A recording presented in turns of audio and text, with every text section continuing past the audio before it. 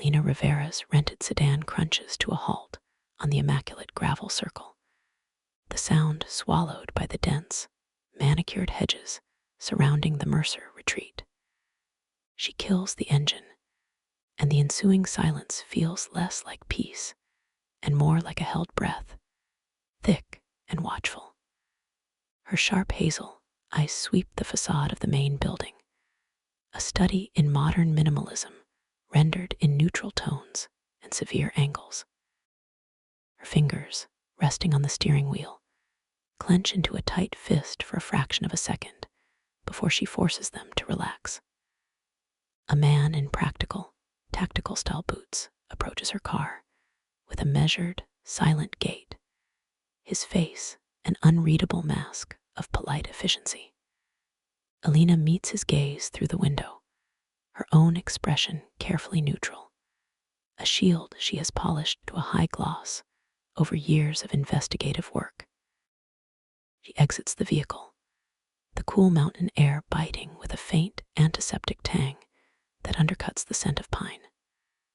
Her medium-length dark brown hair is tied back in a severe ponytail, a practical choice that feels suddenly like a vulnerability.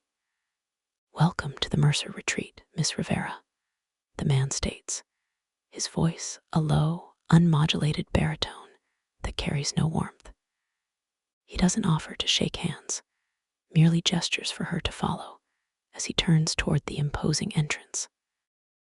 Lena falls into step behind him, her athletic build tense, her senses screaming as she unconsciously catalogs the number of steps to the door and the 2 visible cameras mounted under the eaves.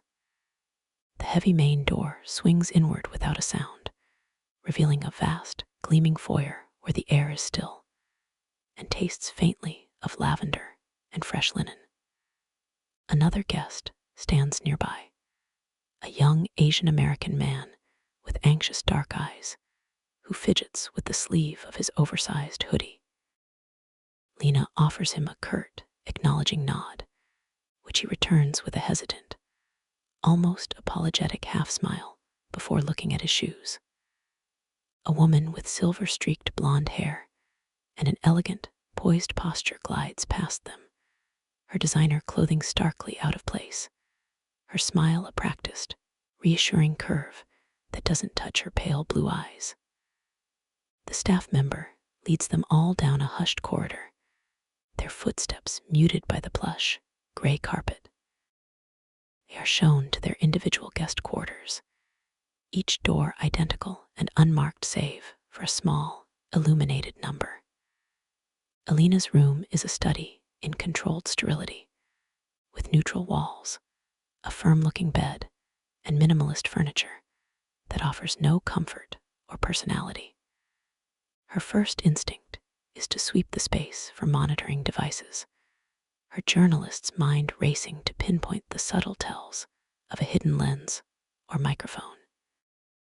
She runs a hand along the smooth, cool surface of the desk, her fingertips detecting no dust, no imperfection, nothing that hasn't been sanitized and approved.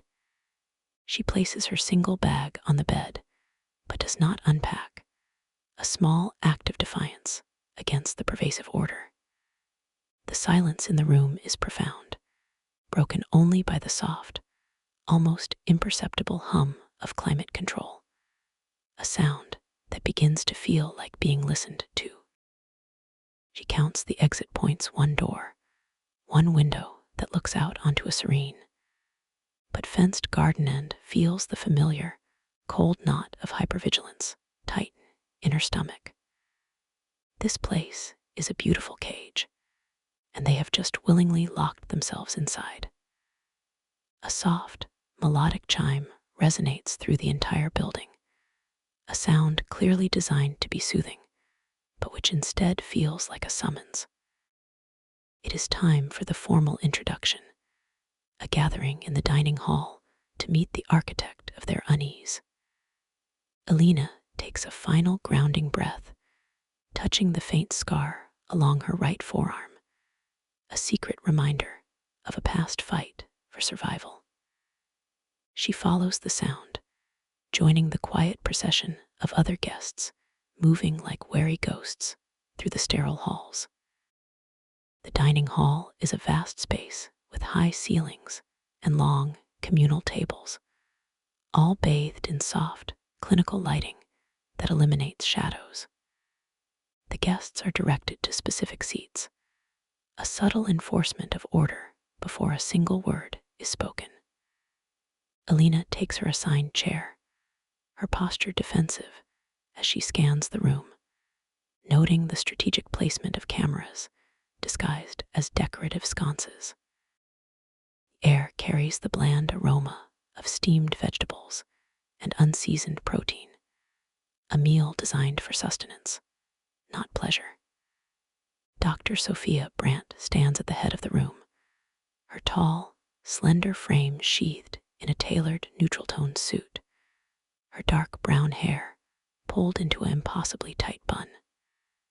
Her green eyes sweep over the assembled guests with the analytical coldness of a pathologist examining specimens. She offers no welcoming smile, only a slight, perfunctory nod that silences the last of the murmured conversations. Her voice, when she speaks, is a monotone authority, measured and devoid of any empathetic warmth. "Welcome to the Mercer Retreat," she begins, her hands clasped neatly behind her back. "You are here because you seek a reset, a recalibration of the self away from the chaos of your previous lives." She pauses, her gaze lingering for a moment too long on Elena, then on the nervous young man, Noah Kim, who seems to shrink under her attention. "Our methods are structured, our environment controlled. This is not a vacation, it is a process." She outlines the rules with chilling precision: scheduled sessions, mandatory group activities, a prohibition on outside communication. The word compliance is used repeatedly, each utterance feeling less like a suggestion and more like a threat. "Control is freedom," she states, a mantra that hangs in the air, contradictory and ominous. "Your cooperation is not requested, it is required for your own progress." Elena's mind races, analyzing every word, every calculated pause, every subtle shift in the head therapist's delivery. She sees not a healer, but an enforcer, a warden of the mind. She feels the weight of the observation, the unseen eyes that are undoubtedly watching their every reaction to this speech. Faint scar along Sophia Brandt's own wrist, usually hidden by her cuff, is briefly visible as she gestures, and Elena files the detail away, a potential crack in the impeccable armor. In the observation room, a wall of screens glows with live feeds from the dining hall, each guest's face captured in high definition. Ethan Rourke adjusts his headset, his calloused fingers tapping a steady rhythm on the cool metal console as he watches the new arrivals. His dark, alert eyes are fixed on the monitor showing Elena Rivera, noting her defensive posture, her constantly scanning gaze, the way her jaw tightens at Dr. Brandt's words. Subject Rivera displays elevated baseline hypervigilance. He mutters into his microphone, his voice low and devoid of inflection. Non-compliant potential is noted. On another screen, Noah Kim is a portrait of anxiety, his shoulders hunched, his fingers nervously picking at his cuticles under the table. Subject Kim exhibits predicted susceptibility, Ethan notes, his tone flat and clinical. He zooms a camera on Clara Vance, the elegant woman, who listens to Dr. Brandt with a look of rapt, almost desperate acceptance. Subject Vance is seeking external validation, high compliance probability. The soft hum of the servers and the blink of indicator lights are the only sounds in the room, a symphony of silent control. Ethan's gaze flicks back to Elena's feed, watching her lean slightly toward the man next to her, Jonas Pratt, whose military straight posture and rigid expression give nothing away. Ethan sees the slight, almost imperceptible shake of Elena's head, a tiny act of defiance shared with no one but herself. He makes another note, his finger hovering over a control that would allow him to listen in on their table's muted conversation. He decides against it for now. Let them believe they have a moment of privacy. The first lesson of control is allowing the illusion of freedom before systematically removing it. The morning sun filters through the tall pines surrounding the Mercer Retreat's grounds, casting long, skeletal shadows across the perfectly manicured lawn. Elena walks the crushed gravel path with the other guests, her hands shoved into the pockets of her practical jacket, her shoulders tense beneath the thin fabric. A staff member, the same silent man from her arrival, leads the group at a measured pace, his presence a quiet anchor of control amidst the manufactured serenity. The air is crisp and carries the earthy scent of damp soil and distant, cut grass, a smell that should be calming, but instead feels like a veneer over something stagnant. Elena's gaze never rests, constantly scanning the environment, cataloging details with the ingrained habit of her former profession. She notes the subtle, dark orbs nestled within the birdhouses mounted on strategic trees, their lenses clean and unobstructed. She spots the faint, unnatural gleam of a sensor wire running along the base of a decorative rockery beside the path. The walking trail, while appearing to meander naturally, is subtly bordered by low, dense shrubbery that would be difficult to cross without significant noise and effort. She falls into step beside Maya Levin, who is dressed in a hoodie and leggings, her arms crossed tightly over her chest. "Lovely day for a constitutional," Maya mutters, her voice dripping with dry sarcasm as she kicks a loose piece of gravel. "I feel so at one with nature, don't you?" Elena offers a noncommittal hum, her eyes fixed on a distant wooden bench where a small, almost invisible camera swivels with a nearly silent whir. "It's very observed nature," Elena replies softly, her voice low enough that only Maya can hear.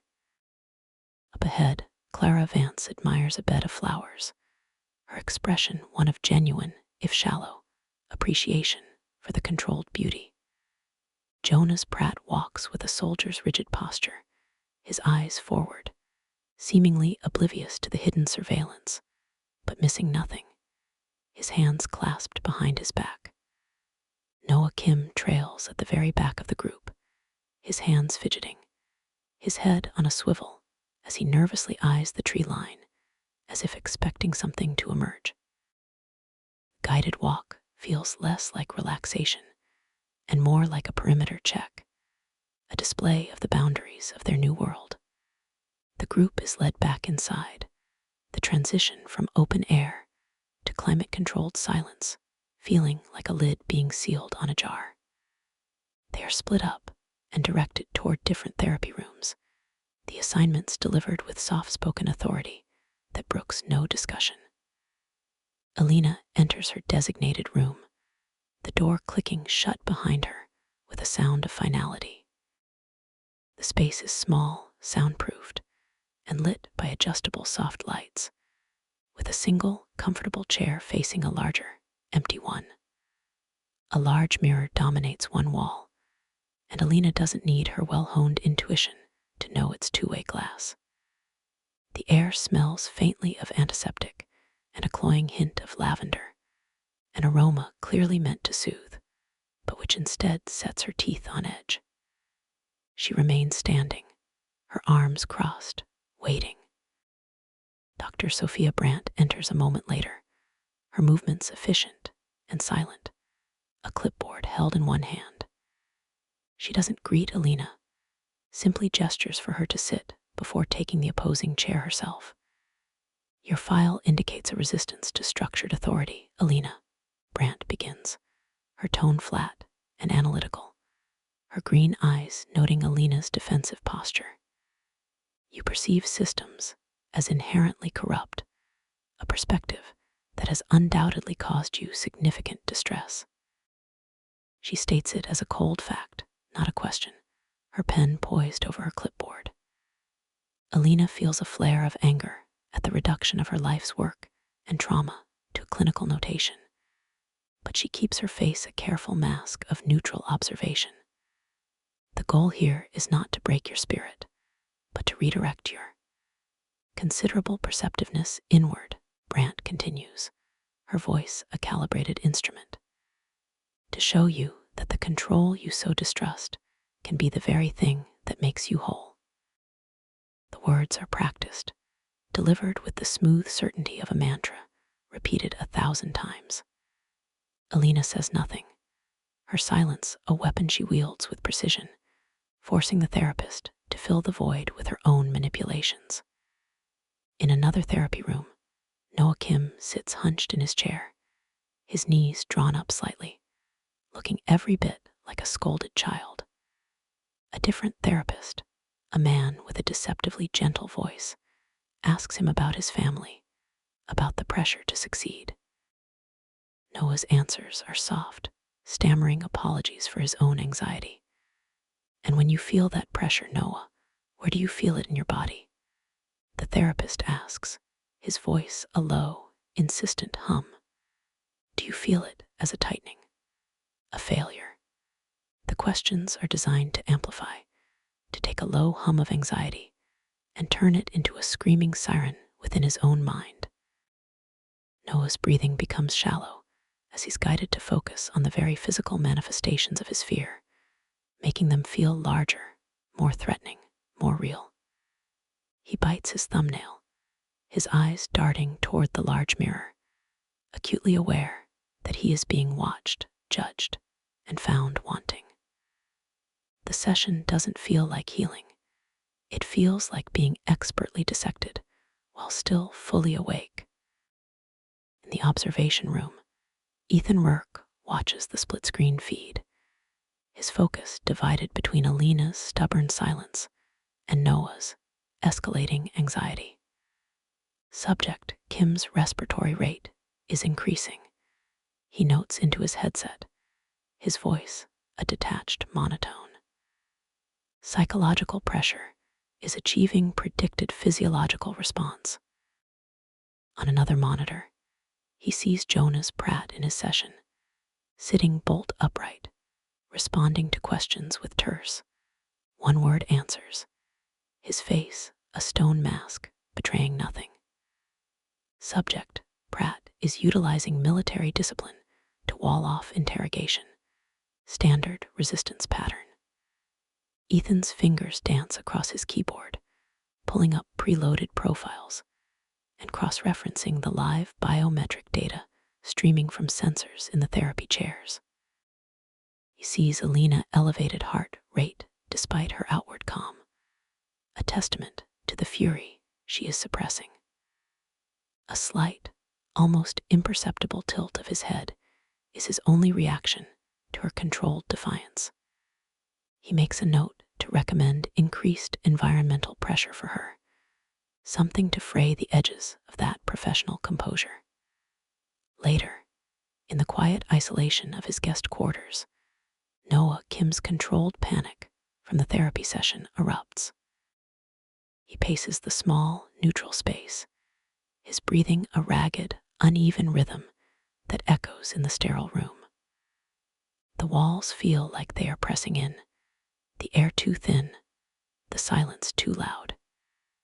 He stops before the blank, smooth surface of the desk, his own pale, anxious reflection staring back at him from the dark screen of a monitor. He sees every perceived failure reflected in that glassy surface, the dropped college courses, his parents' disappointed stares, the crushing weight of expectations he could never meet.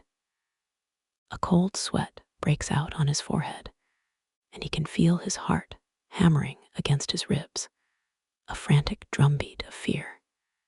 He brings his hands to his head, pressing his palms against his temples, as if to physically hold his fracturing thoughts together. The room offers no comfort, no distraction, only 4 blank walls and the haunting feeling of being intimately, relentlessly watched.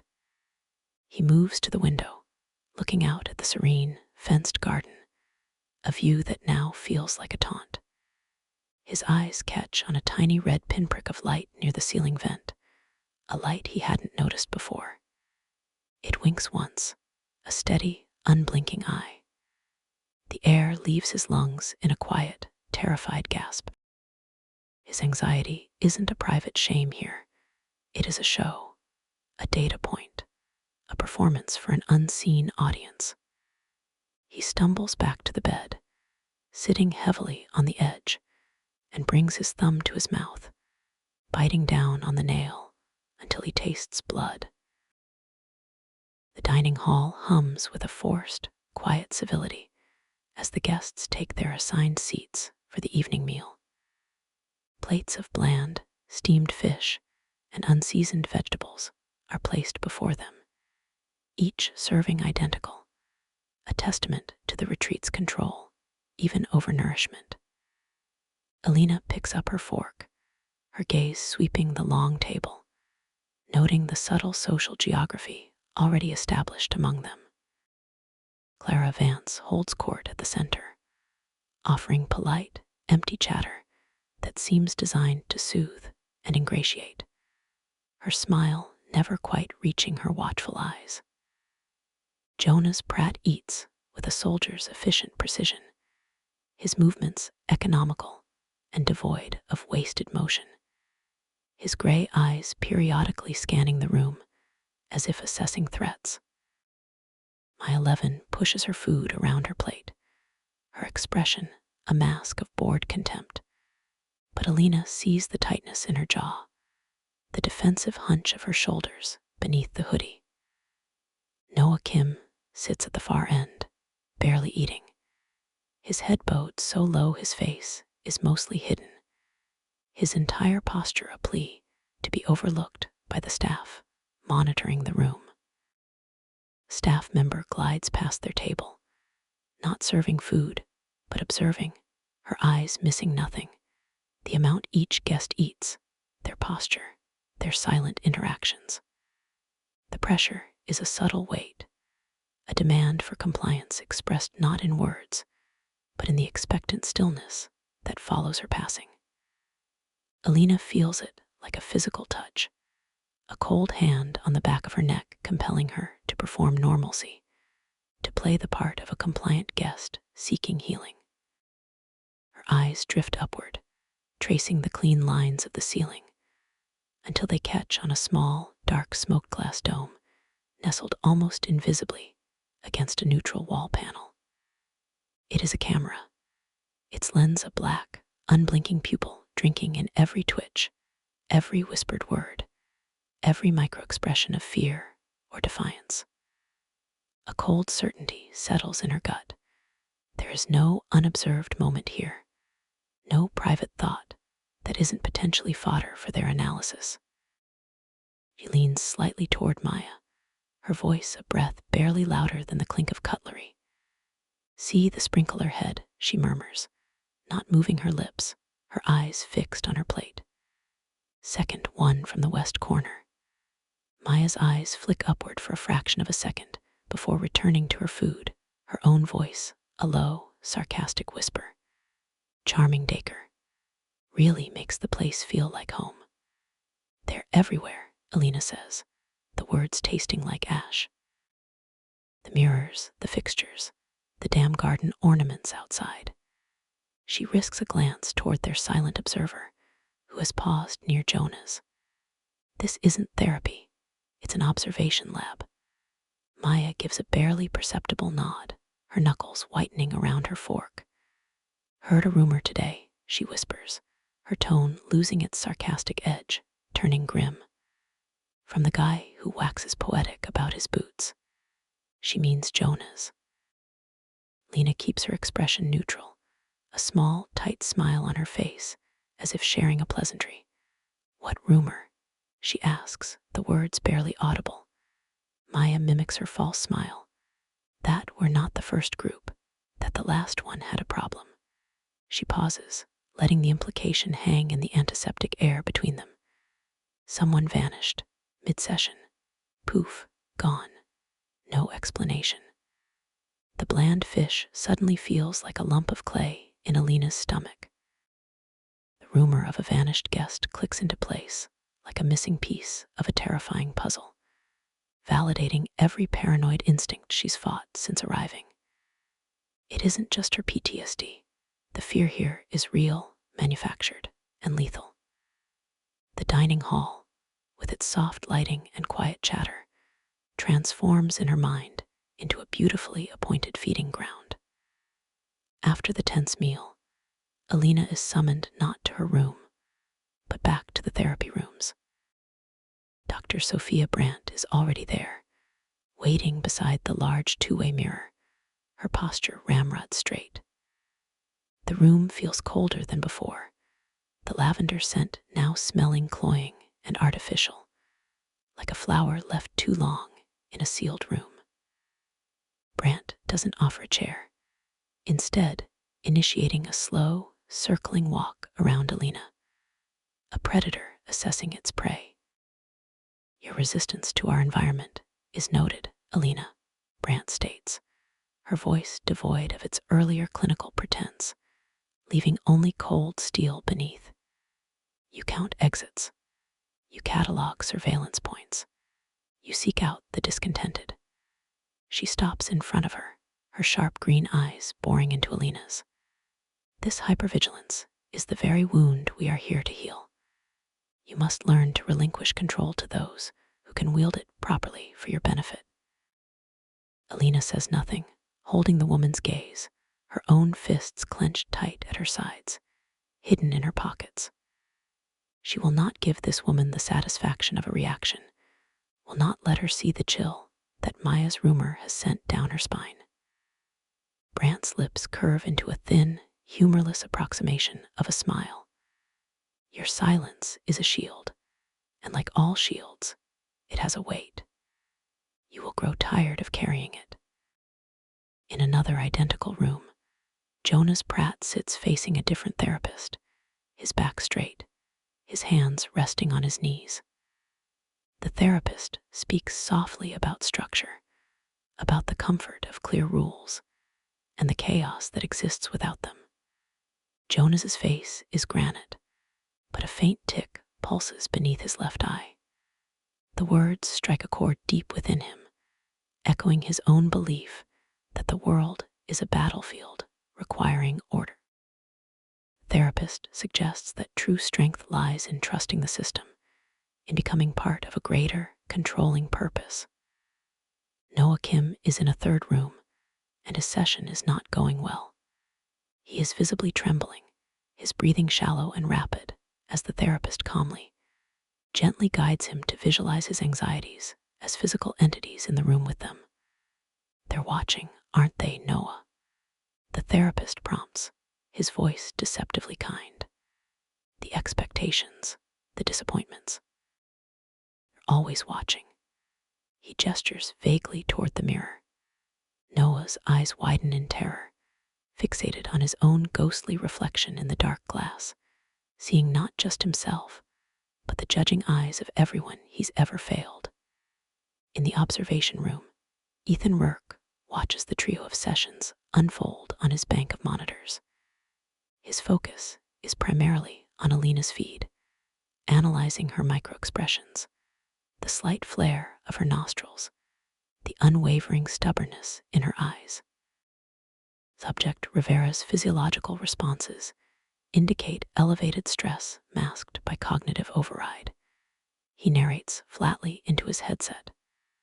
Defiance is primary coping mechanism. Recommend sustained pressure to test its limits. He switches his view to Noah, whose biometrics are spiking into the red zone, a cascade of panic. Subject Kim is nearing a threshold episode, Ethan notes, his fingers typing a brief log entry. Psychological manipulation, achieving desired effect. Readiness for next compliance test is high. On Jonas's screen, the steady, controlled heart rate and breathing are a stark contrast. Subject, Pratt, is responding to structure-based rhetoric. Potential for alignment with operational goals is confirmed. Ethan leans back in his chair, the cool metal firm against his spine. He adjusts his headset, the soft crackle of the connection, the only sound in the clinically quiet room. He watches Elena's frozen posture on the screen, a statue of defiance in a sea of controlled pressure.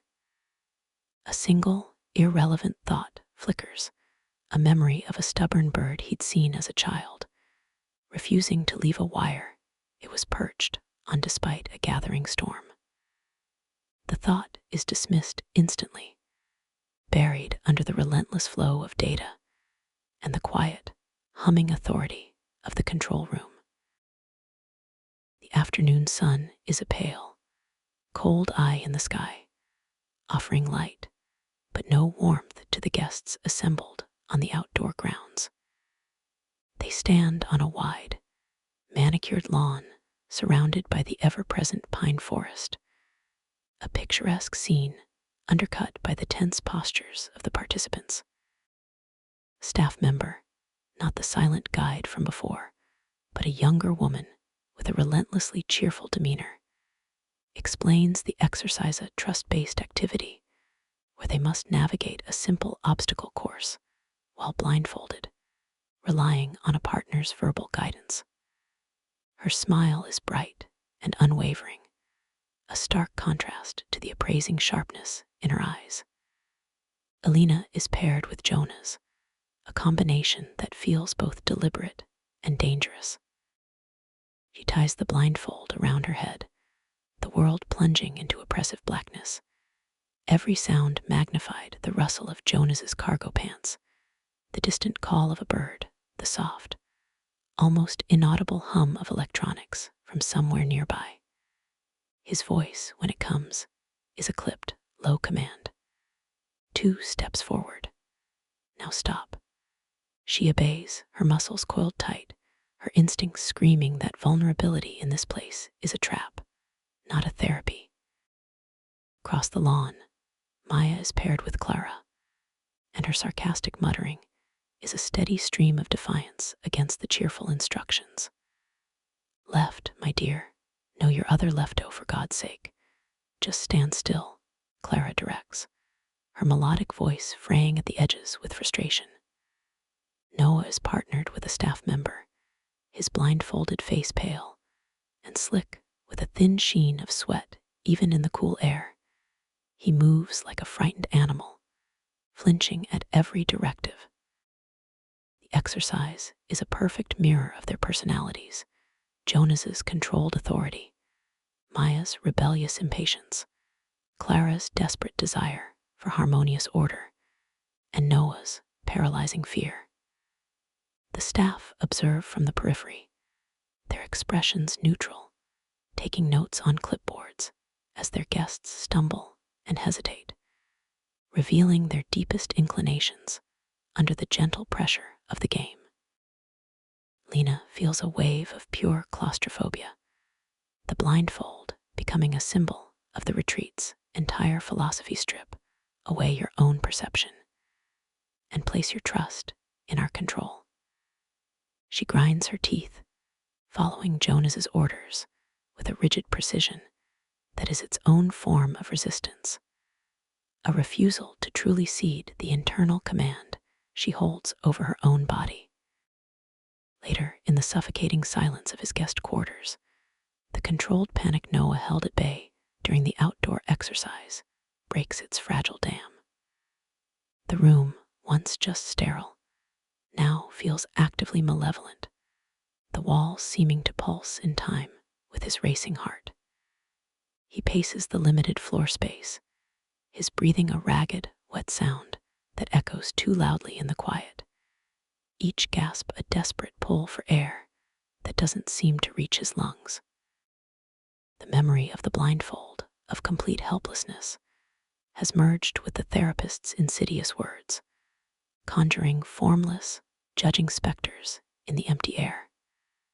He stops before the blank monitor screen, his own wide-eyed, terrified reflection staring back at him, a ghost trapped in the machine. His stomach churns with a sickening lurch, the bland fish from dinner threatening to make a reappearance. He brings his hands to his head, pressing hard against his skull, as if to physically contain the whirlwind of fear tearing through his mind. A high, thin whimper escapes his lips, a sound of pure, undiluted terror that he barely recognizes as his own. He stumbles toward the bed, his legs buckling beneath him, and he collapses onto the edge of the firm mattress, burying his face in his hands. His whole body trembles violently, a leaf in a hurricane of his own making.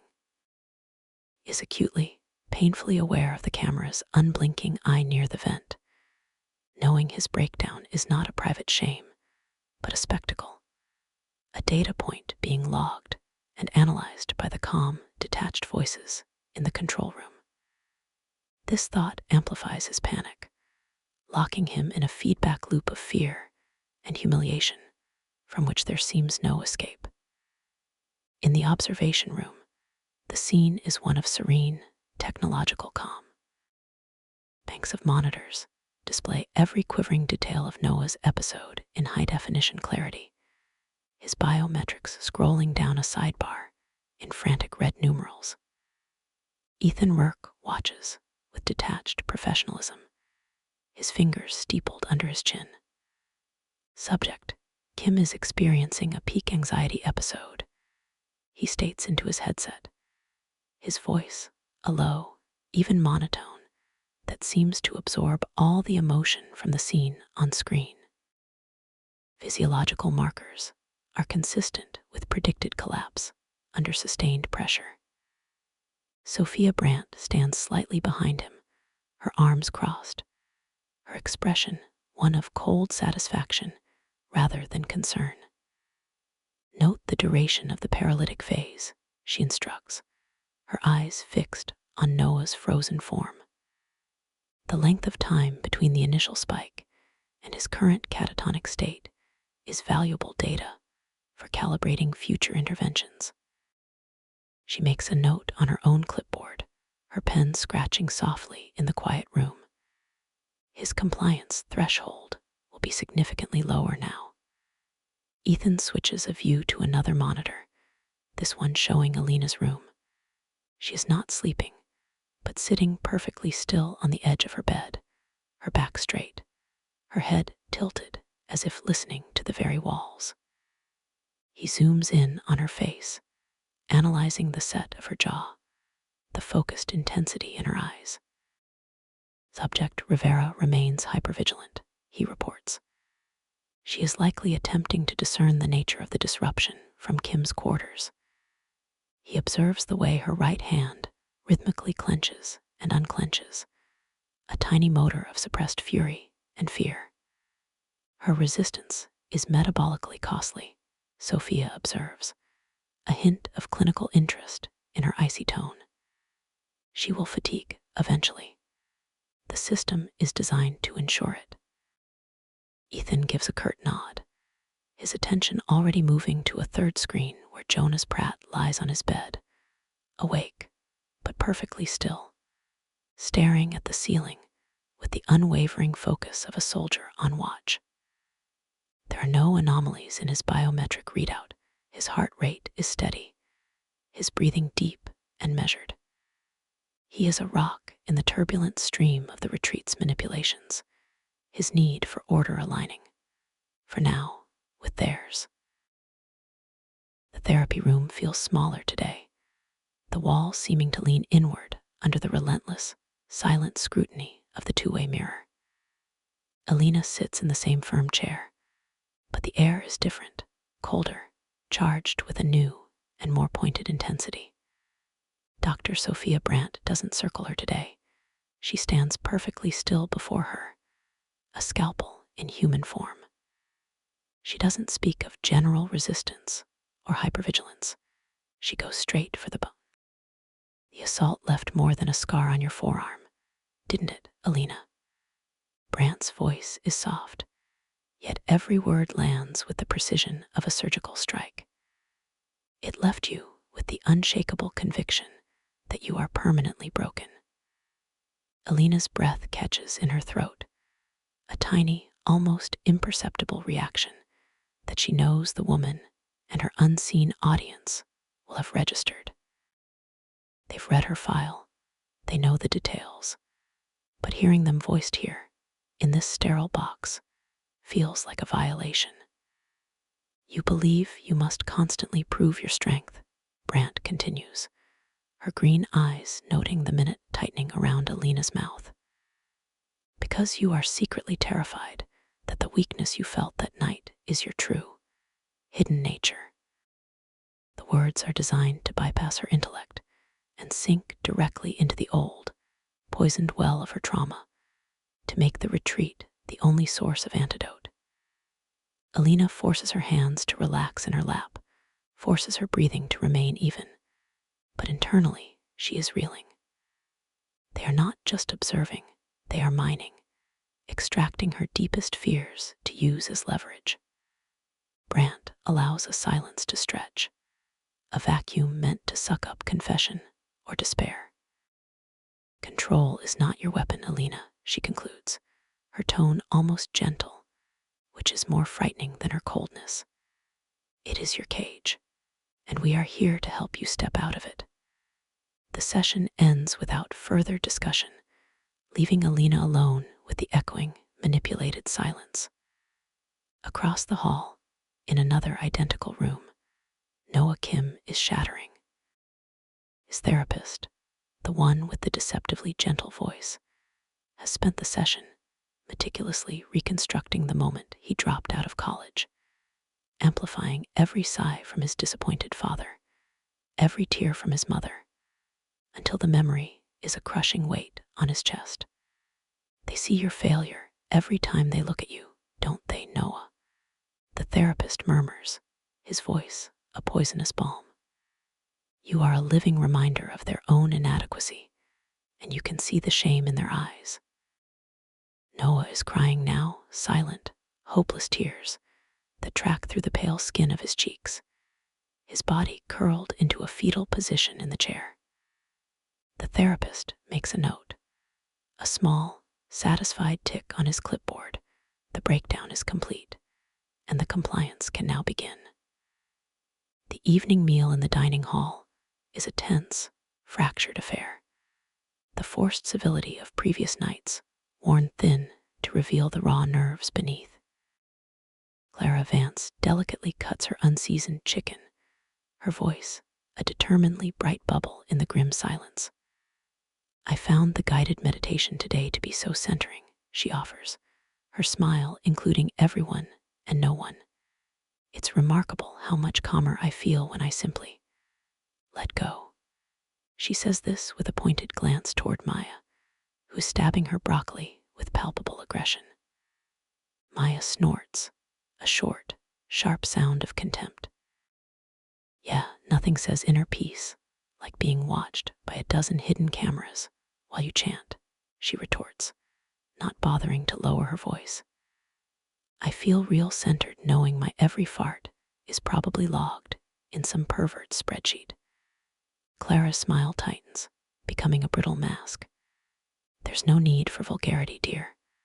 A positive attitude is a choice. Some of us are choosing to heal. The subtext hangs in the air asterisk. Some of us are choosing to be good little prisoners. Lena watches the exchange, saying nothing, her food untouched. Jonas eats methodically, his eyes fixed on his plate, but she sees the muscle working in his jaw. He is a man built for clear hierarchies and defined enemies. This subtle, psychological warfare clearly unsettles him more than a physical threat ever could. Noah pushes a pea around his plate with a trembling finger, his eyes red-rimmed and hollow from his session, a ghost at the feast of forced conformity. The dining hall is no longer a place for sustenance, but an arena for the retreat's social experiment, pitting the compliant against the resistant. Later, in the staff offices, the experiment's architects review their results. The room is quiet, lit by the cool glow of computer monitors and the soft light of a desk lamp. Sophia Brandt stands before a whiteboard, her marker squeaking as she diagrams guest interactions. Vance is fully aligned. She seeks external validation and will reinforce our authority to receive it, she states, her voice clinical and assured. She draws a line connecting Clara's name to a box labeled compliance model. Her need for social harmony makes her a perfect tool for applying peer pressure to the others. Ethan Rourke sits at his desk, reviewing data on his screen.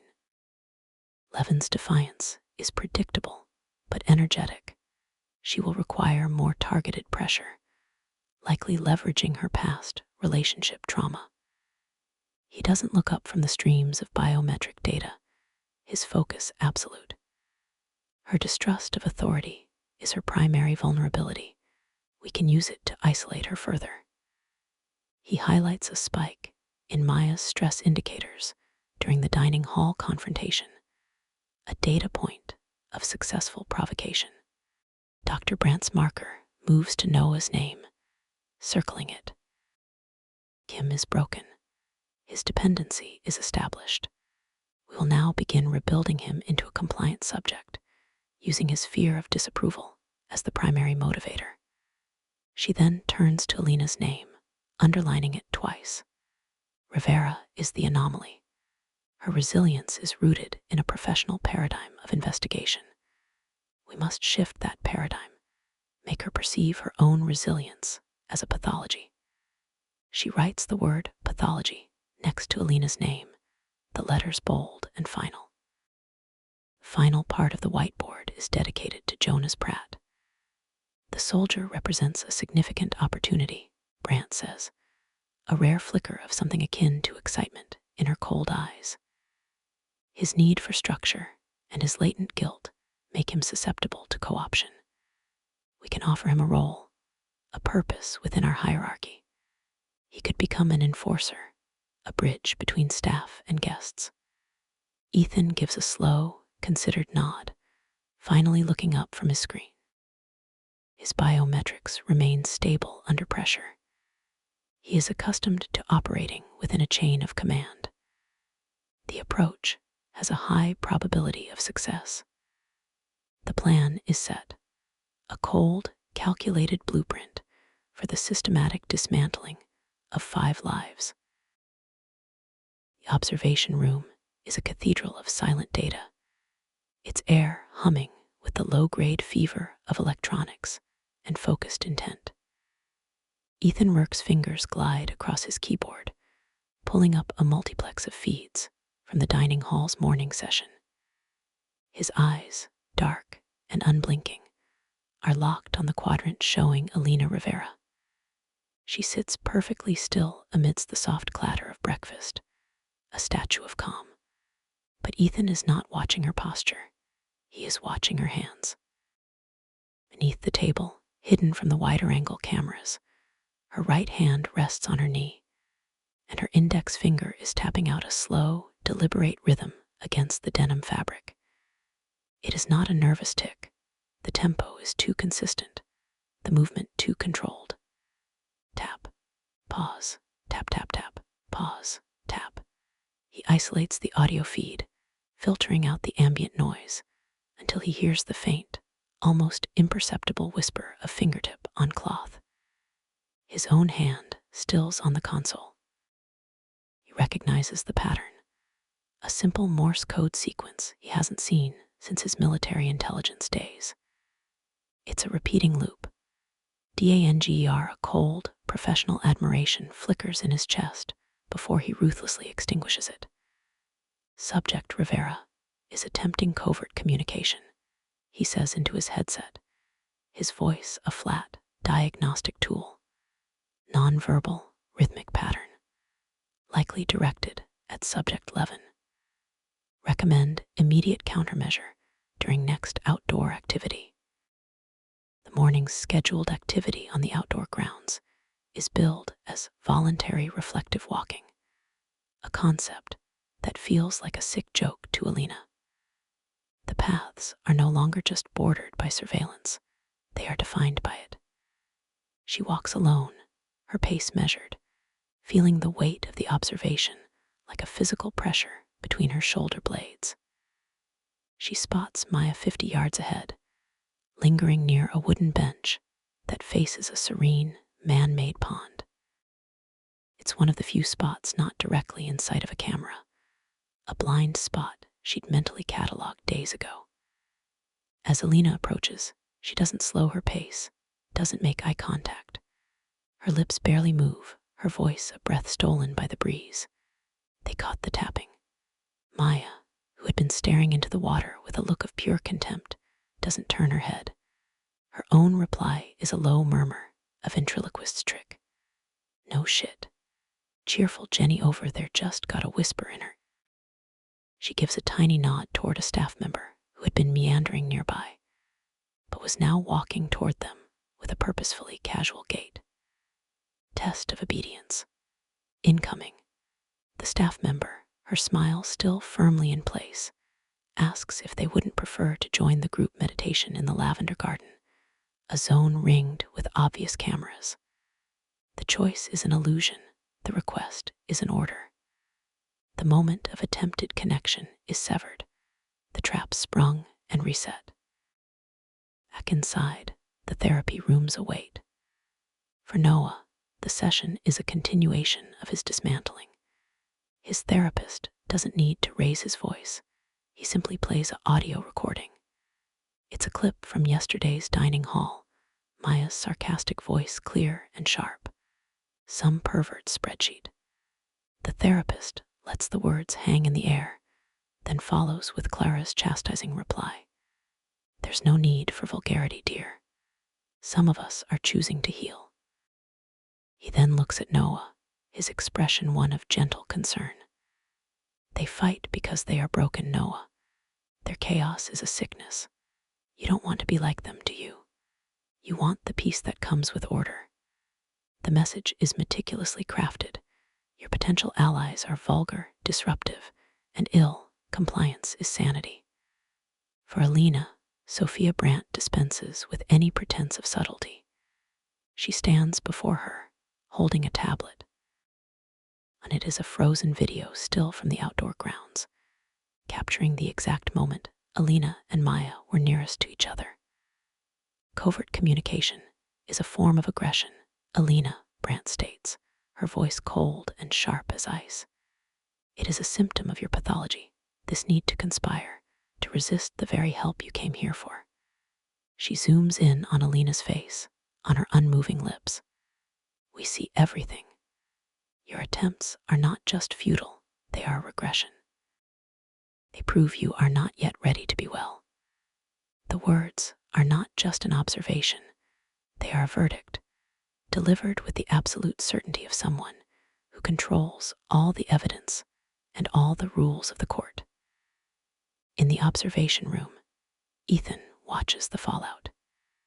He sees Noah in his session, nodding slowly, his body language softening into submission under the relentless audio pressure. He sees Elena, her face a stony mask, but the biometrics on his screen tell the true story, a spike in heart rate, a surge of stress hormones, a flash of pure, incandescent fury at being so transparently outmaneuvered. He makes a note, his typing efficient and quiet. Countermeasure successful. Subjects isolated. Compliance pressure effective. The system has absorbed their small act of defiance and metabolized it into fuel for its own control. The walls, both physical and psychological, grow another inch thicker. The dining hall's usual tense quiet is broken by a low, fervent murmur that seems to emanate from the walls themselves. A contagious current of anxiety passing from one guest to another over plates of tasteless food. Clara Vance attempts to maintain a facade of calm, dabbing her lips with a napkin, but her eyes dart nervously between the others, seeking reassurance she cannot find. The rumor of the vanished guest, once a whispered secret, has escaped its confines and now poisons the air everyone breathes. It's Jonas who gives it a voice, his low, gravelly tone cutting through the murmur.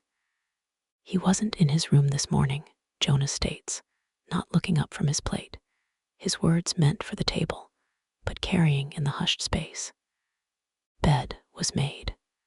No personal effects, like he was never there. The finality in his voice is more terrifying than any dramatic speculation could ever be. Maya leans forward, her elbows on the table, her food forgotten. Poof, she whispers, the word a dry, bitter crackle. Just like I said, they don't like noncompliance around here. Elena says nothing, her mind racing, fitting this new, terrifying piece into the grotesque puzzle. The retreat's control isn't just psychological. It is absolute, physical, final. Her eyes scan the room, not for cameras this time, but for reactions. She sees Noah's face drain of all color, his fork clattering softly against his plate as his hand begins to tremble. He looks like a man waiting for his own name to be called next, his breath coming in short, shallow gasps that he tries and fails to suppress. Clara places a comforting hand over Noah's trembling one, her gesture meant to soothe, but coming off as patronizing. Now let's not jump to conclusions, she says, her melodic voice strained. I'm sure there's a perfectly reasonable explanation. Perhaps he completed his treatment early. Her words are hollow, a desperate attempt to cling to the retreat's manufactured reality, even as it cracks around them. The staff observing the meal make no move to dispel or confirm the rumor. Their silent, watchful presence only amplifies the fear, making it clear that any explanation will be on their terms. Later, under the pretense of needing to use the restroom, Elena slips away from the group's movement toward the therapy rooms. The main corridors are wide and neutral, but her destination is a narrower, dimly lit hallway branching off from the main thoroughfare. A simple, brushed steel placard reads, "Staff only," the words devoid of any other identification. The air here is different, cooler, carrying a faint, industrial smell of ozone and floor cleaner. The lighting is functional and harsh, casting deep shadows that seem to swallow sound. She pauses just outside the boundary, her heart a hammer against her ribs. This is a line, and crossing it would be an act of outright defiance, not the passive resistance she's employed so far. Her journalist's instinct screams at her to proceed, to find the truth hidden behind these locked doors. She takes a single, testing step onto the different colored tile of the staff corridor. Hum of the main retreat's climate control is replaced here by a deeper, mechanical thrum coming from behind a closed door marked Utilities. A door clicks open further down the main hall, the sound echoing like a gunshot in the tense silence. Elena freezes, melting back into the shadow of an ornamental potted plant, her breath held. A staff member emerges, not looking in her direction, absorbed in a clipboard. He turns and walks away, his footsteps fading. Moment passes, but the danger is a cold splash of reality. The secrets here are guarded, and the consequence for curiosity is not just a therapy session, it is disappearance. She retreats, the image of the forbidden hallway burning in her mind, a beacon of both danger and answers. Back in the supposed safety of his guest quarters, Noah Kim is drowning on dry land. The rumor of the vanished guest has merged with his own spiraling fears, becoming a monstrous certainty in his mind. Man is gone because he failed, because he wasn't good enough, because he couldn't comply. The retreat's logic, drip-fed into his psyche over days of manipulation, now plays as his own internal monologue. He sits on the edge of his bed, his body rigid, staring at the blank wall opposite him. He can feel the weight of the observation, the unblinking eye of the camera near the vent, and he knows they are watching him now, judging his every twitch, measuring his fear. His anxiety is no longer a private shame. It is a performance for a cruel, unseen audience, and he is failing miserably. A cold sweat beads on his forehead, and his stomach churns, a sour taste flooding his mouth. He wants to run, to scream, to tear the camera from the wall, but his body is locked in place, paralyzed by the terrifying thought that any action, any defiance, will make him the next to vanish. His breathing hitches, becoming a ragged, wet sound in the silent room.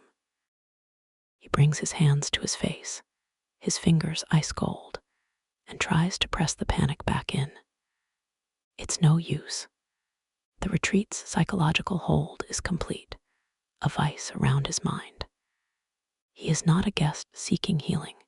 He is a subject in an experiment, and the experiment is revealing him to be a failure. The walls feel like they are closing in, the air thinning, and the only thing left is the crushing, absolute certainty that he is not leaving this room the same way the other guest did not leave this retreat. He is trapped, and the trap is inside his own head. The therapy room is no longer a place of subtle manipulation. It has become an arena for psychological vivisection. Dr. Sophia Brandt stands before Elena, not with a clipboard, but with a tablet displaying a curated selection of grainy stills from security footage of the assault that ended her career. Elena's breath hitches, a visceral reaction she cannot suppress. You revisit this moment constantly, Brandt states, her voice cold and surgical. You believe it made you stronger, but your hypervigilance is just a fancy cage. She zooms in on a frozen image of Elena's face, contorted in fear. This is the real you, the one we need to expose to heal you. The session is a calculated violation, designed to strip her of the armor her professionalism provides, and leave only the raw, terrified wound beneath. In another room, Noah's therapist employs a different flavor of cruelty, one wrapped in a blanket of feigned concern. He plays a synthesized audio clip, a distorted version of his mother's voice, weeping softly. I just don't know what we did wrong, the fabricated voice sighs. Why couldn't he be stronger? Noah flinches as if struck, his body curling inward. The therapist places a gentle hand on his shoulder. They worry because they love you, Noah. They want you to be safe. Don't you want to give them that peace? Don't you want to stop being their greatest disappointment? The words are poison darts aimed at his deepest insecurity, and they find their mark with unerring accuracy. He begins to cry silent, hopeless sobs that feel like they will never end. Maya Levin is subjected to a more direct assault. Her therapist dispenses with gentle prompts and goes straight for the jugular, describing in cold, clinical detail the patterns of controlling behavior from her past relationship, mirroring them against the retreat's structure. You see control as a cage because you were once trapped in one, the therapist says, her voice devoid of empathy. But here, control is the lock that keeps the chaos out. Your rebellion is just the ghost of his abuse, making you bite the hand that feeds you safety. Maya's sarcasm evaporates, replaced by a cold, sharp fury that has no outlet in the soundproofed, observed room. She is being psychologically cornered, her own trauma weaponized against her.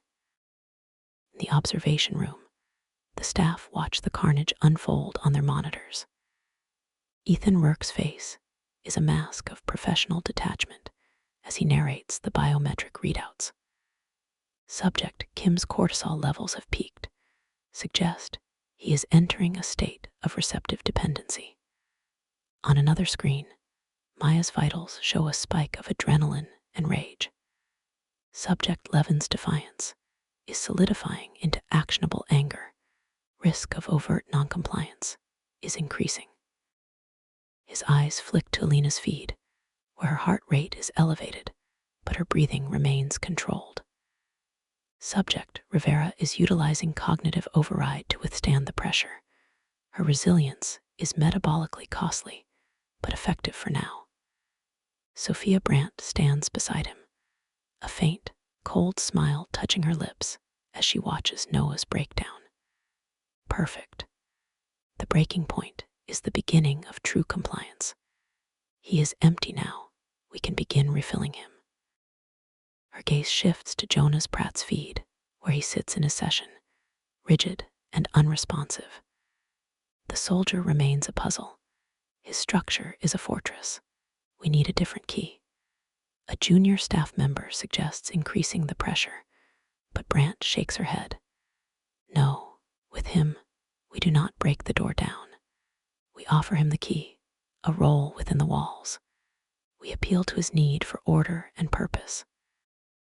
The afternoon's outdoor grounds activity is a group cohesion exercise that feels more like a stress test for fraying nerves. The guests are tasked with moving a heavy, awkwardly shaped log across a designated area using only a complex system of ropes and pulleys, a task requiring communication and trust to commodities in desperately short supply. The sky is a flat, iron gray, and the air feels heavy with impending rain, mirroring the group's dismal morale. Jonas immediately takes command, barking short, clipped orders. Levin, take the left guide rope. Rivera, the right. Kim, you're on backup tension. His military bearing is a poor fit for the chaotic task. Maya immediately bristles at his tone. I didn't realize we were enlisting, Sergeant, she snaps, deliberately pulling her rope in the wrong direction. The log lurches sideways, almost crushing Noah's foot. He yelps and jumps back, his face white with terror. Lena tries to mediate, her voice calm but strained. Jonas, if we just, but he cuts her off. We do it by the numbers, or we don't do it at all. He barks, his patience worn thin by days of psychological warfare, and this sudden, pointless chaos.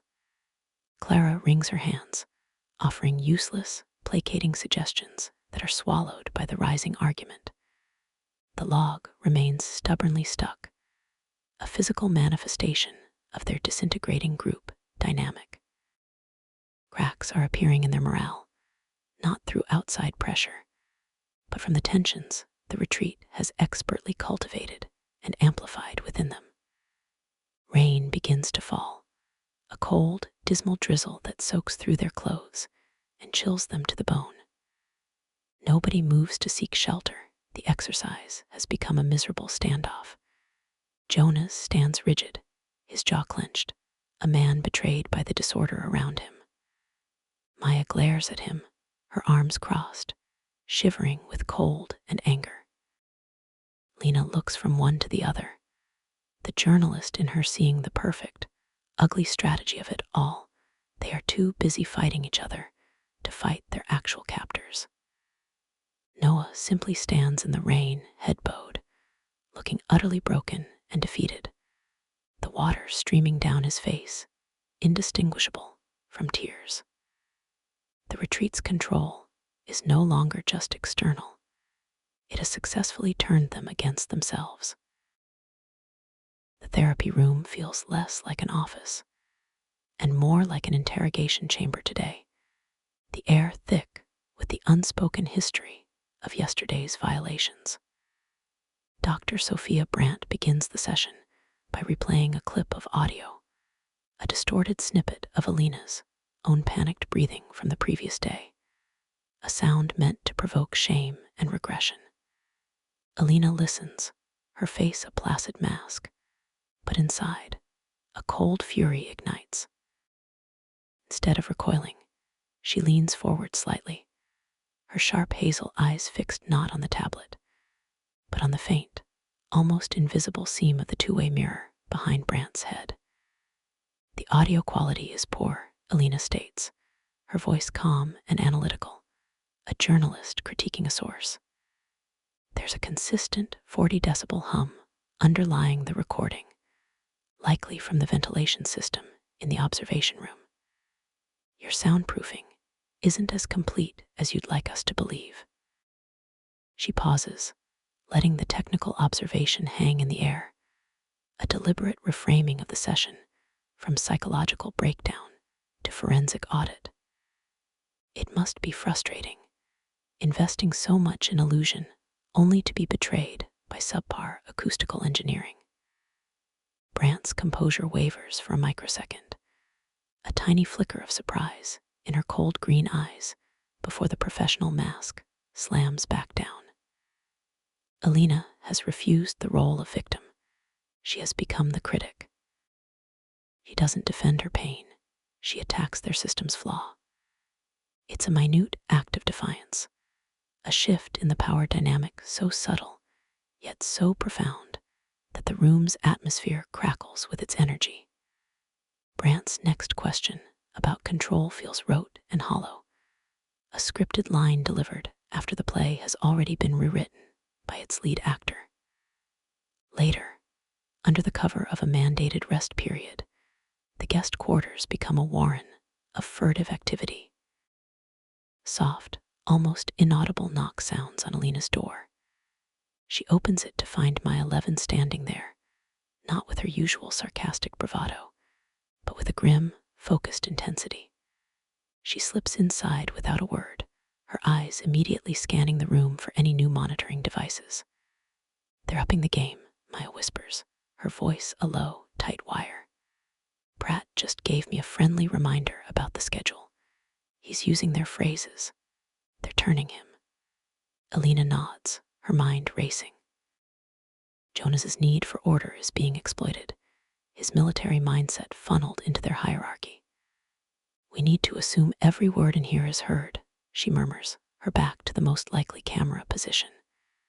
She picks up a notepad and pen from the desk, a bland part of the room's standardized Daker.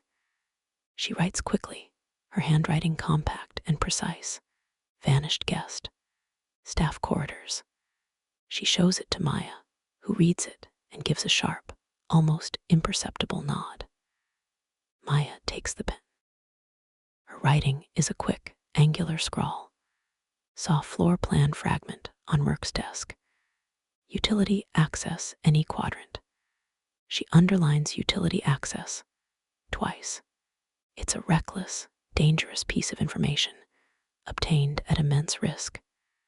This is no longer just shared paranoia. It is the beginning of a conspiracy, a plan forming in the belly of the beast. The alliance is sealed not with a handshake, but with a silent, shared look of understanding that their only path out is through direct, deliberate opposition. They are no longer just resisting, they are plotting. In the observation room, Ethan Rourke watches the silent exchange on his monitor, his brow furrowed in mild frustration. The audio feed from Elena's room transmits only the rustle of clothing and the soft scratch of pen on paper, a meaningless susurrus that tells him nothing. Sees them looking at the notepad, their body language charged with a new, purposeful intensity that differs markedly from the previous sessions of despair or anger. Subjects Rivera and Levin are engaged in nonverbal coordination, he reports into his headset, his tone flat, but with an undercurrent of alertness. Method and content are undetermined. Behavior indicates a shift from reactive resistance to active strategy. He switches to another feed, this one showing Jonas Pratt in his room. Jonas is not resting. He is standing at attention near the window, his posture ramrod straight, as if awaiting orders. His face is a conflicted mask of rigid discipline and deep unease. The offer of a role, of purpose within the retreat structure, has been made, and he is wrestling with it. His biometrics show stress, but not the chaotic spike of anxiety. It is the steady, elevated hum of a soldier facing a complex and morally ambiguous command decision. Ethan zooms in on Jonas's face, noting the clenched jaw, the slight tick beneath his eye. Subject, Pratt is processing the new operational parameters, he states clinically. Internal conflict is evident, but alignment with authority structure remains the probable outcome. His gaze flicks back to the feed of Elena and Maya, who are now pretending to engage in a casual conversation for the benefit of the audio sensors, their words bland and empty, but their eyes alive with silent communication. The system is designed to break people, but it is less adept at handling those who, once broken, begin to reassemble themselves into something new and unpredictable. A tiny, almost imperceptible line of tension forms between Ethan's eyebrows. The experiment was proceeding, but the variables were becoming volatile. The dining hall's air is thick with the cloying scent of steamed vegetables and unspoken rebellion, a tension so palpable it feels like a third entity seated at the table. The staff observers are more numerous tonight, their presence a silent, looming threat at the periphery of the room. A server places a plate of bland chicken and rice before Elena, and the woman's fingers linger a moment too long on the tabletop, a subtle intrusion into her personal space. It's a tiny power play, a reminder of who controls even the most basic elements of her existence here. Elena looks up, meeting the server's placid gaze, and does not look away. Clara Vance picks at her food, her usual polished composure showing hairline fractures. "I'm sure the dietary plan is designed for our optimal well-being," she says, her voice a tremulous attempt to reclaim the evening's normalcy. "We must trust the process."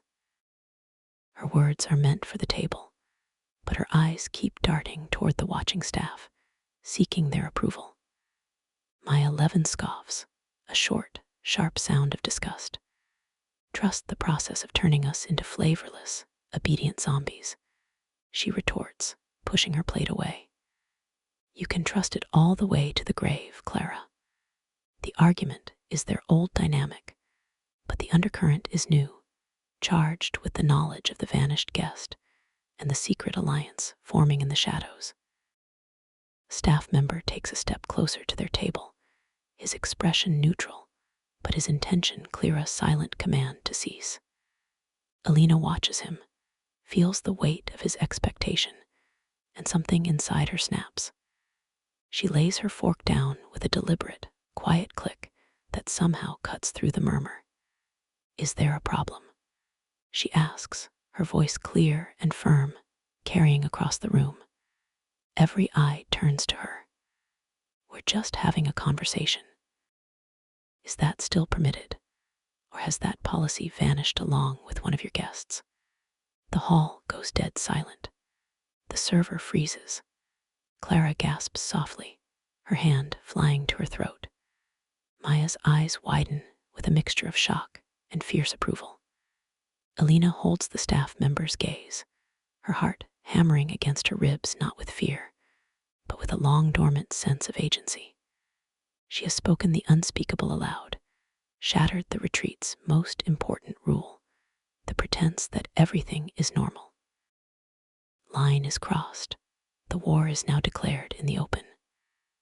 The summons to the therapy room comes not minutes later, an unspoken command delivered by two silent staff members who appear at her side. The walk, there is a procession, a perp walk through the sterile halls. Dr. Sophia Brandt is waiting for her, but the room is different tonight. The lights are lower, and Brandt does not sit. She stands before the two-way mirror, her silhouette a sharp cutout against the dark glass. The door clicks shut, sealing Elena in. There is a difference between resistance and recklessness, Elena, Brandt begins, her voice a low, dangerous monotone, devoid of its usual clinical pretense. You have chosen recklessness. You seek to infect the others with your paranoia. She takes a step closer, and the room feels smaller, colder. Your defiance is not strength. It is the last, frantic twitch of a damaged psyche before it accepts the healing it so desperately needs. Her words are meant to intimidate, to reframe her act of courage as a symptom of mental illness. Elena does not cower. She meets Brandt's gaze, her own voice steady despite the adrenaline coursing through her. Healing doesn't require disappearances, doctor. It doesn't require breaking people down in soundproof rooms. What is it you're actually proving here? She takes a step forward herself, closing the distance, making it a confrontation of equals. Who funds this? What are you really doing this for? She is no longer a patient. She is an investigator again, and the therapy room is her interrogation chamber. Brandt's icy composure holds, but a muscle ticks in her jaw. The dynamic has shifted irrevocably. Under the flat, gray expanse of the afternoon sky, the outdoor grounds feel less like a sanctuary and more like a proving ground. The group is there for another pointless exercise, but the energy is different after the dining hall confrontation.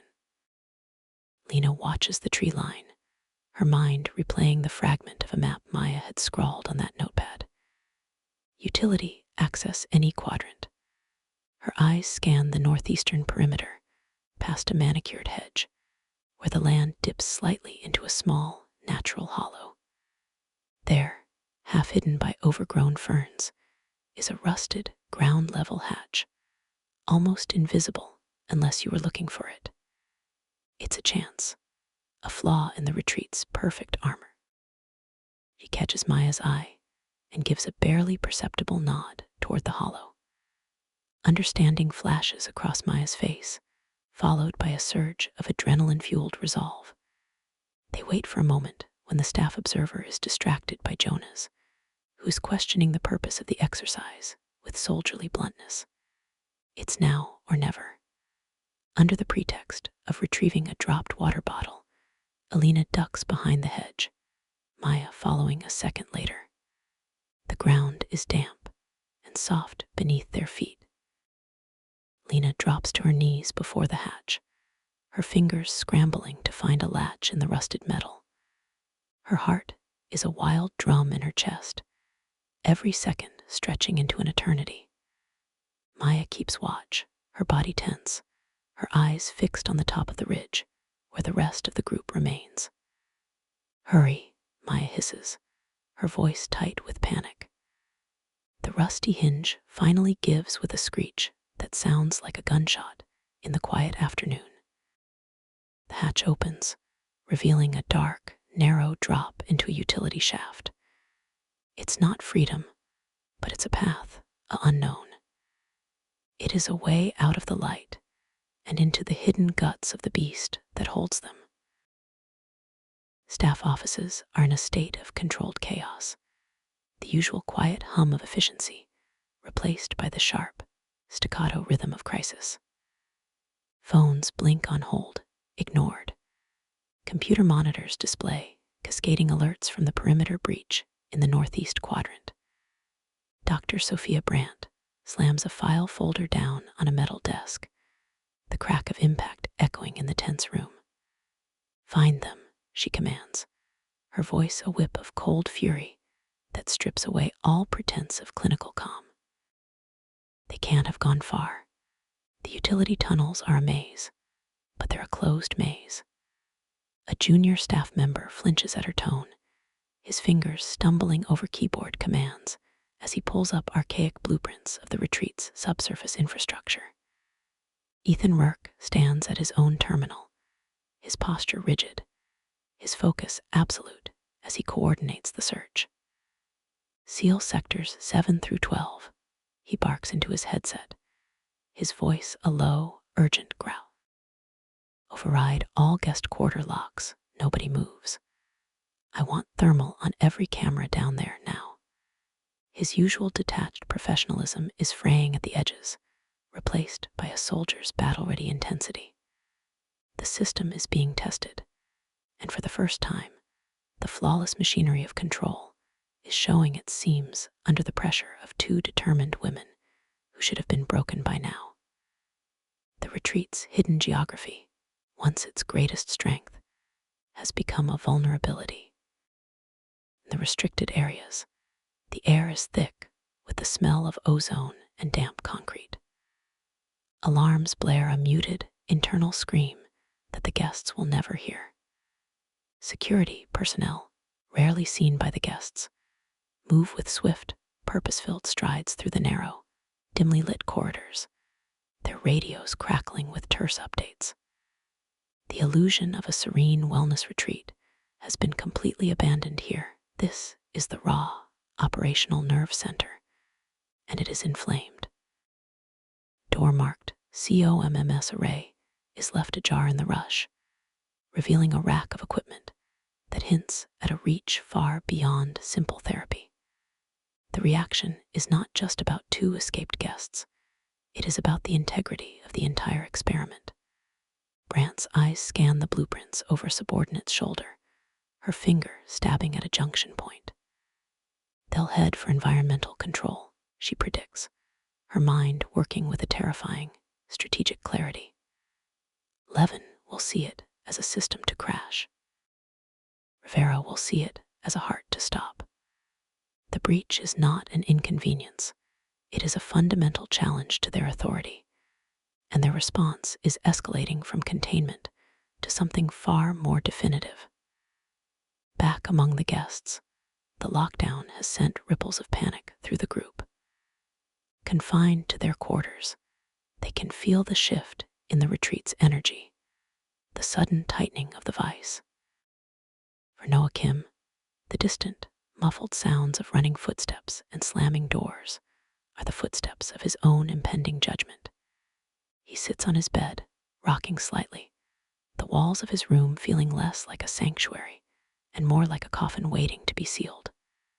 The retreat's manipulations have taken root so deeply that he internalizes the chaos as his own failure. When a staff member enters his room without knocking, his face a mask of stern urgency, Noah flinches as if struck. Remain calm. There's a minor systems issue, the man states, his voice lacking any attempt at reassurance. To Noah, the words are a lie, a code for his own catastrophic failure to be the compliant, quiet guest they demanded. The man's eyes, cold and assessing, scan the room and then Noah himself, as if looking for evidence of contamination from Elena's rebellion. As the door closes again, Noah's fragile mind finally fractures under the pressure. Low, broken sob escapes him, then another, building into a helpless, gasping crescendo of terror. In another room, Maya Levin's absence is a ghost that haunts the remaining guests. Clara Vance wrings her hands, pacing the small space, her belief in the retreat's benevolence crumbling into dust. This is all a terrible misunderstanding, she murmurs to herself, but the words sound hollow even to her. Jonas Pratt stands by his window, his back to the room, his shoulders stiffer than usual. The offer of becoming part of the retreat structure now feels like a pact with something monstrous, and the soldier's code within him wars with his instinct for self-preservation. The manipulative tactics have escalated, but so have the consequences, forcing a brutal clarity upon those who chose compliance. In the observation room, Ethan Rourke watches it all unfold on his bank of screens, but his focus is fractured. One monitor shows the thermal ghosts of Elena and Maya moving through a service tunnel, a flicker of heat against the cold concrete.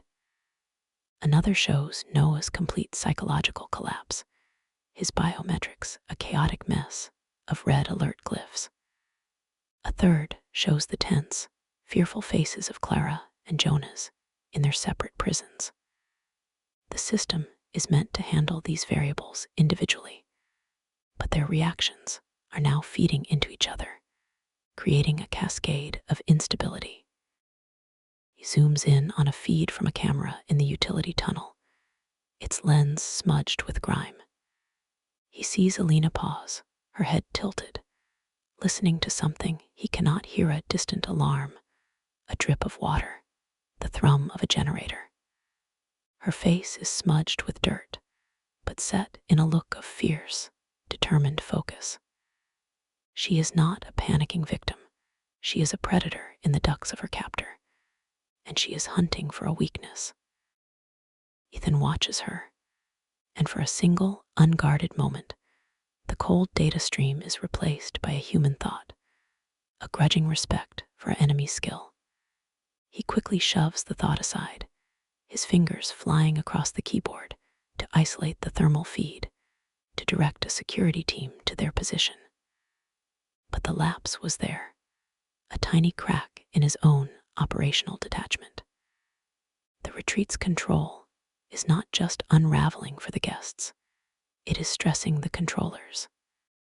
The perfect, closed system has been breached, and the chaos is leaking in all directions, revealing the brutal, desperate machinery that has always lain beneath the serene surface. The vulnerabilities are no longer just in the blueprints, they are in the people, on both sides of the glass. The utility tunnel spits them out not into freedom, but into the heart of the beast, a cavernous boiler room deep beneath the therapy wing. The air is hot and thick, with the smell of oil and rust, a stark contrast to the sterile environment above. Giant pipes snake along the grimy walls, throbbing with a relentless, pressurized hum that vibrates through the concrete floor. Lena and Maya stand frozen for a second, their hopes of escape dashed by the sight of another locked hatch, and the distant echo of footsteps converging on their location. Dr. Sophia Brandt descends the metal staircase into the room, her impeccable suit a grotesque contrast to the industrial grime, her face a mask of cold, triumphant fury. Two security personnel flank her, their expressions blank and professional. The experiment is concluded, Brandt announces, her voice cutting through the mechanical din. Your resistance has provided valuable data on the limits of noncompliance, but all data streams must eventually be terminated. The clinical euphemism hangs in the oily air, a death sentence delivered with intellectual detachment. Elena doesn't plead or panic. She stands her ground, her body coiled, and ready for a fight she knows she can't win. Data streams.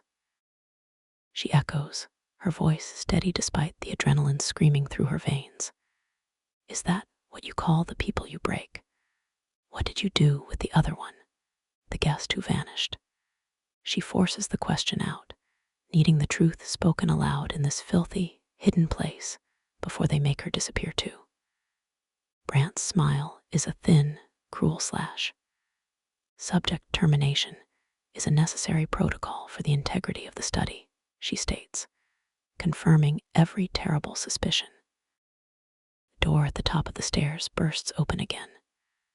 Jonas Pratt stands there, his military posture rigid, his face a battlefield of conflicting loyalties. His eyes sweep the scene, the trapped women, the armed guards, Brandt's victorious stance. The retreat's offer of ordered purpose wars with the brutal reality of what that purpose requires. For a long, suspended moment, he is the pivot point on which everything turns. Then, his jaw clenches. He doesn't move to help Elena and Maya. He simply steps aside, his eyes dropping to the floor, his compliance finally and utterly purchased with the currency of his own soul. Outside, on the manicured lawn under the cold, star-dusted sky, a different kind of resolution is unfolding. The lockdown has been lifted, a return to false normalcy meant to soothe the remaining guests. Clara Vance wanders the perimeter of the grass, her arms wrapped around herself against the chill, her mind desperately trying to rationalize the evening's horrors into something manageable.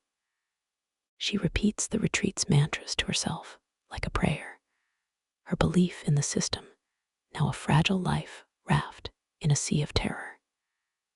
She has chosen her side, trading truth for the illusion of safety, and the emptiness in her eyes shows the cost. Noah Kim is led back to his guest quarters by a staff member speaking in soft, placating tones about a resolved plumbing issue. He moves like a sleepwalker, his spirit broken, his will completely subsumed. The retreat's psychological hold is absolute. He will do anything they ask, believe anything they tell him, for the fleeting promise of approval and the avoidance of further pain. He is the experiment's greatest success and most tragic casualty, a hollowed-out shell who will leave this place more imprisoned than when he arrived. Back in the boiler room, the stalemate stretches taut. Brandt gestures for the guards to advance. Elena prepares to lunge, a final, futile act of defiance. But then a new voice, calm and authoritative, cuts through the tension. That's enough, Sophia. Ethan Rourke stands on the staircase behind Jonah's, his face illuminated by the grim industrial light. He isn't looking at the guards or the doctor, his gaze is fixed on Elena. The experiment is compromised. Further actions will only create complicating factors. His words are still clinical, but they carry a new weight, a subtle shift in allegiance born of that grudging respect, and a cold calculation of diminishing returns. Brandt whirls on him, her composure finally shattering. You would terminate the entire project on the verge of a breakthrough. She hisses, her voice venomous. Because of these complicating factors, Rourke doesn't flinch. The project's integrity is already terminated. We contain the damage, or we become the subject of our own failure analysis. He speaks the language she understands, not morality, but operational success and failure. The guards hesitate, their eyes flicking between the two authorities. The retreat's control is absolute, but it is not monolithic. It has just cracked down the middle. Elena seizes the moment, her voice ringing out in the sudden silence. Who funds you? She demands, her eyes locked on Rourke, playing the only card she has left the threat of exposure. Who wants this data? This isn't about healing. It's about control, weaponizing psychology. She is guessing, piecing together fragments, but her certainty sells the bluff. Rourke's expression remains unreadable, but he gives an almost imperceptible shake of his head, a warning to Brandt. The truth, if spoken here, would be a weapon they could not control. The standoff ends not with a bang, but with a bitter, silent surrender. Brandt's shoulders slump in defeat, not by Elena's defiance, but by her subordinate's pragmatic betrayal. The guards lower their weapons. Elena and Maya are not freed, they are escorted, not to a cell, but back to their rooms. The retreat's control ends for now, not with a revolution, but with a strategic retreat. They are to be released, their files marked, their experiences framed as a traumatic, but ultimately successful reset. The truth will remain buried within these walls, a secret too dangerous for them to tell, and too damning for the retreat to acknowledge. In the observation room hours later, the monitors are dark. The data streams have stopped.